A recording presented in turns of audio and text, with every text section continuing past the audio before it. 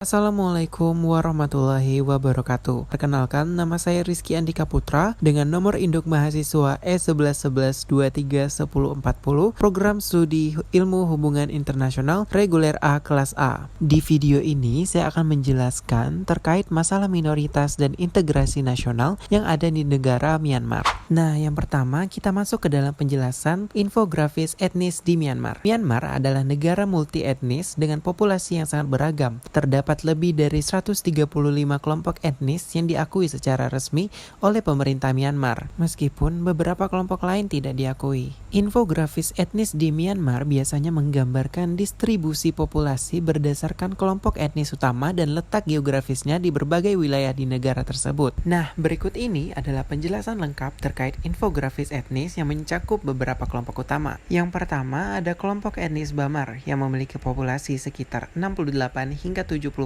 dari total populasi yang ada di Myanmar, yang dimana mereka berada di bagian tengah Myanmar, terutama di wilayah Aye Arwadi, Magoi Mandalay, dan Yangon. Bamar merupakan kelompok etnis mayoritas di Myanmar dan secara politik serta ekonominya paling dominan. Bahasa utama yang digunakan adalah bahasa Burma yang juga menjadi bahasa resmi negara Myanmar. Nah, yang kedua ada kelompok etnis Shan yang memiliki populasi sekitar 9 hingga 10% dari total populasi yang ada di Myanmar. Sebagian besar kelompok etnis ini tinggal di negara bagian Shan yang terletak di bagian timur Myanmar berbatasan dengan Thailand, Laos, dan Cina. Kelompok etnis Shan adalah salah satu kelompok terbesar setelah Bamar. Mereka memiliki bahasa dan budaya yang unik dan banyak dari mereka yang masih mengikuti ajaran Buddha Theravada. Lalu yang ketiga ada kelompok etnis Karen atau Kayin. Kelompok etnis ini memiliki sekitar 7% dari total populasi. Kelompok etnis ini kebanyakan tinggal di negara bagian Kayin di tenggara Myanmar. Meskipun ada juga yang tinggal di negara bagian Tanitari dan wilayah delta Aye Arwadi. Karakteristik etnis Karen terbagi ke dalam beberapa subkelompok, termasuk Karen Gao dan Karen Po. Banyak dari mereka beragama Buddha, namun terdapat juga komunitas Kristen Karen. Nah, selanjutnya ada kelompok etnis Rakhine atau Arakan. Sekitar 4 hingga 5% populasi yang ada di negara Myanmar merupakan kelompok etnis Rakhine atau Arakan. Mayoritas tinggal di negara bagian Rakhine di bagian barat Myanmar di pesisir Teluk Bengal.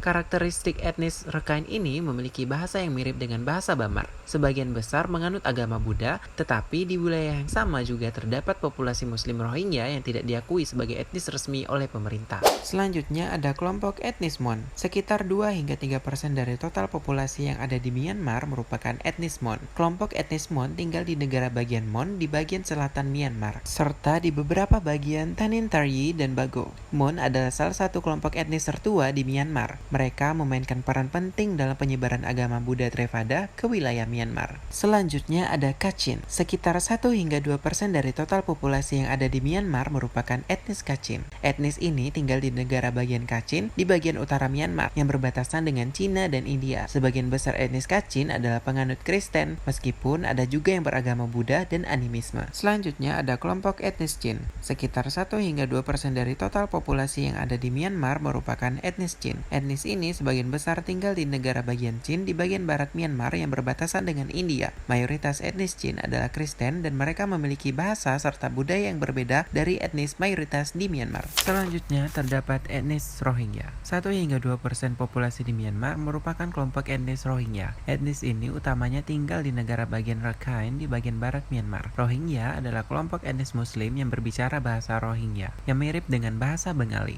Mereka tidak diakui sebagai salah satu kelompok etnis resmi Myanmar dan mengalami penganiayaan serta penindasan sistematis oleh pemerintah Myanmar, termasuk kekerasan etnis pada tahun 2017 yang menyebabkan banyak Rohingya melarikan diri ke Bangladesh. Selanjutnya ada kelompok etnis Kaya atau Karenni. Kurang dari 1% dari total populasi di Myanmar merupakan etnis Kaya. Etnis ini sebagian besar tinggal di negara bagian Kaya di bagian timur Myanmar. Kelompok ini memiliki identitas budaya yang kuat dan banyak dari mereka memeluk agama Buddha dan animisme. Mereka juga terlibat dalam konflik bersenjata dengan pemerintah Myanmar. Nah, yang terakhir ada kelompok etnis Wa. Kurang dari 1% dari total populasi Myanmar merupakan kelompok etnis Wa. Etnis ini tinggal di bagian timur negara bagian Shan dekat perbatasan dengan Cina. Wang memiliki sistem politik yang semi-otonom dan banyak terlibat dalam perdagangan narkoba serta konflik bersenjata. Mereka mengikuti tradisi animisme, meskipun ada beberapa yang memeluk agama Buddha. Selanjutnya, kita akan membahas konsep integrasi nasional Myanmar. Konsep integrasi nasional yang diterapkan di Myanmar menghadapi tantangan besar, terutama karena adanya beragam kelompok etnis dan agama yang berbeda. Berdasarkan dua pendekatan integrasi vertikal dan horizontal, Myanmar menghadapi masalah dalam kedua aspek, meskipun lebih cenderung menghadapi masalah dengan integrasi vertikal. Kita akan masuk ke pembahasan integrasi vertikal. Integrasi vertikal mencakup hubungan pemerintah pusat dengan kelompok minoritas dan daerah terpencil, serta kepatuhan terhadap otoritas pusat. Myanmar menghadapi tantangan besar dalam hal ini karena pemerintah yang didominasi etnis Bamar dianggap gagal mengakomodasi kepentingan etnis minoritas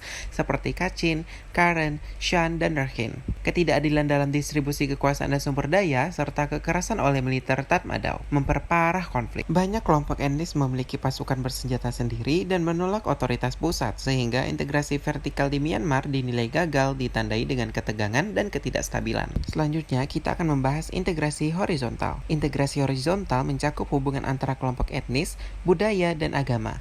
Myanmar mengalami ketegangan antar kelompok, terutama terkait diskriminasi terhadap Rohingya oleh mayoritas Bamar dan Rakhine. Selain itu, konflik antar kelompok bersenjata seperti Shan dan Karen memperumit situasi. Secara keseluruhan, integrasi nasional di Myanmar menghadapi tantangan besar. Masalah utamanya adalah integrasi vertikal antara pemerintah pusat dan etnis minoritas karena kurangnya inklusi politik dan ekonomi. Di sisi lain, integrasi horizontal juga lemah dengan adanya konflik dan diskriminasi antar kelompok. Selanjutnya, saya akan menjelaskan tipe integrasi Myanmar. Dalam konteks Myanmar, beberapa tipe integrasi dapat diamati, namun integrasi koersif dan integrasi ideologis lebih relevan dan dominan berdasarkan sejarah politik dan sosial Myanmar. Yang pertama, integrasi koersif terjadi ketika pemerintah memaksakan persatuan melalui kekerasan, terutama menggunakan militer atau yang disebut Tatmadaw. Di Myanmar, kekerasan terhadap kelompok minoritas seperti Kachin, Shan, Karen, dan Rohingya menjadi metode dominan untuk mempertahankan kendali pusat. Contoh paling ekstrim adalah tindakan militer terhadap Rohingya di Rakhine yang dianggap sebagai genosida. Taktik ini termasuk operasi militer dan pemaksaan pengungsian yang justru memperburuk ketegangan etnis dan melanggengkan konflik, membuat stabilitas nasional semakin sulit dicapai. Nah, selanjutnya ada integrasi ideologis. Integrasi ideologis mengacu pada upaya pemerintah atau kelompok dominan untuk menyatukan masyarakat berdasarkan ideologi, doktrin, atau keyakinan tertentu yang dijadikan dasar nasional. Dalam konteks ini, ideologi digunakan untuk menciptakan kesatuan identitas dan tujuan negara. Integrasi ideologis di Myanmar terkait dengan penekanan kuat pada nasionalisme Bamar dan agama Buddha Theravada sebagai bagian dari identitas nasional Myanmar. Pemerintah Myanmar, terutama selama dekade kekuasaan militer, mencoba membentuk negara berdasarkan identitas mayoritas Bamar dan agama Buddha, sehingga meminggirkan etnis dan agama minoritas. Dalam konteks ini, minoritas etnis dan agama yang tidak sesuai dengan ideologi nasionalisme Bamar Buddha seperti Rohingya Muslim, Kachin Kristen, dan Karen Kristen seringkali diabaikan atau dipinggirkan. Pemerintah Myanmar sering mengasosiasikan identitas nasional dengan kebamaran dan kebudayaan, dan ini menciptakan eksklusi sistematis terhadap kelompok lain yang dianggap tidak cukup nasionalis atau tidak cukup beragama Buddha. Selanjutnya, saya akan menjelaskan etnis minoritas di Myanmar, yaitu Rohingya. Rohingya adalah kelompok etnis Muslim yang terutama tinggal di negara bagian Rakhine, Myanmar. Mereka telah lama menghadapi diskriminasi dan tidak diakui sebagai warga negara oleh pemerintah Myanmar